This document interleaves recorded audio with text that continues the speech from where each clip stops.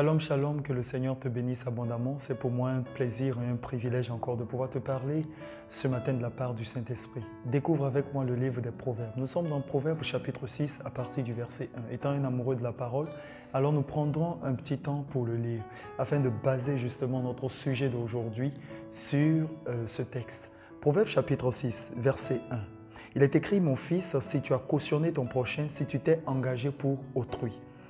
Si tu t'es enlacé par les paroles de ta bouche, si tu es pris par les paroles de ta bouche, fais donc ceci, mon fils, dégage-toi, puisque tu es tombé au pouvoir de ton prochain. Va, prosterne-toi et fais des instances auprès de lui.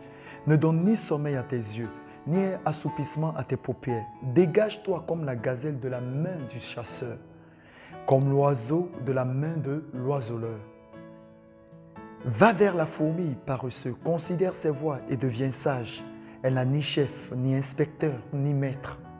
Elle prépare en été sa nourriture et l'amasse pendant la moisson de quoi manger. Paresseux, jusqu'à quand seras-tu couché? Quand te lèveras-tu de ton sommeil?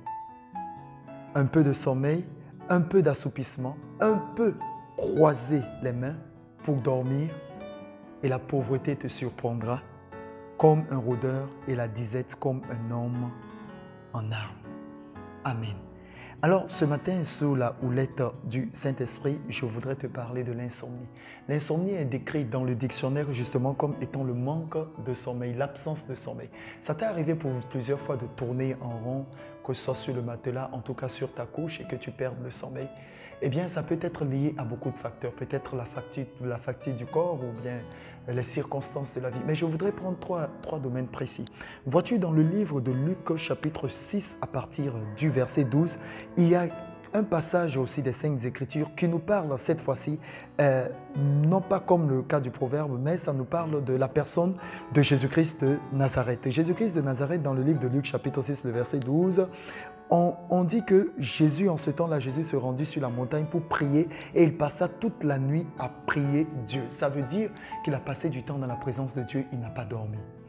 Cette semaine sera une sommeil probablement d'insomnie pour toi. L'insomnie peut être le fait de réfléchir beaucoup sur un sujet quelconque. Je prie que la main de l'Éternel soit sur toi pour te conduire, pour te guider. Parce que si l'insomnie te saisit, tu ne seras pas le premier. Dans le livre de Esther, chapitre 6, le verset 1, tu découvriras une circonstance. Daniel, chapitre 2, le verset 1, tu découvriras aussi une autre circonstance. Et Daniel, chapitre 6, le verset 18, tu découvriras une autre circonstance.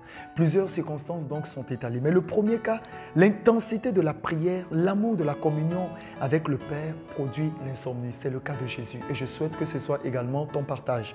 Deuxième cas, la dette. Dans le livre de Proverbes chapitre 6, l'auteur du livre de Proverbes est en train de conseiller justement son fils en lui disant, si vraiment tu t'es engagé avec quelqu'un, bats-toi. Et tu verras qu'à la fin de l'histoire, on dit un peu de sommeil, un peu d'assoupissement, un peu fermer les yeux et la pauvreté te surprendra. Je prie que tu manques de sommeil justement pour bâtir un avenir radieux. Là où tu es en train de perdre un peu de force, là où tu es en train de perdre de courage, eh bien ressaisis-toi.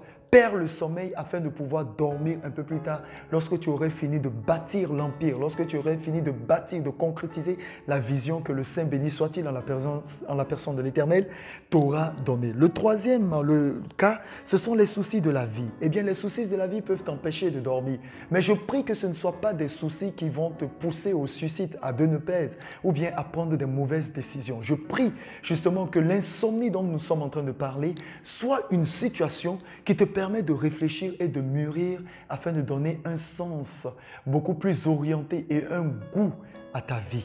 Et en quatrième position, j'aimerais te parler de la parabole du semeur. Dans les Saintes Écritures, Jésus en a donné l'exemple pour le cas de la parabole du semeur et il a pris le temps d'expliquer. Tu vas découvrir cela dans le livre de Marc. Dans le livre de Marc, le Seigneur explique la semence qui tombe de part et d'autre dans les terres. Je t'encourage à aller lire pour découvrir parce que le temps ne me permet pas justement de tout expliquer. Mais ce que je voudrais que tu retiennes, c'est ceci. De façon miraculeuse, il faut que tu saches que nous ne sommes pas les seuls à manquer de sommeil. Tu n'es pas la première personne qui manquera de sommeil.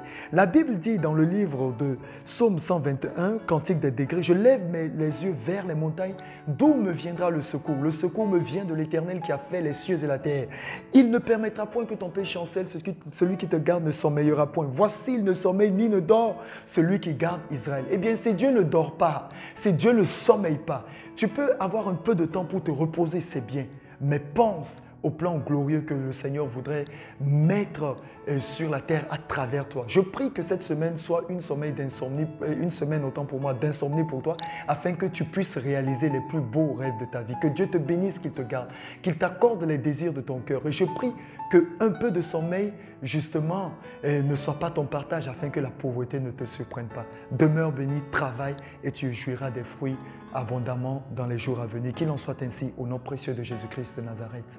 Amen et Amen.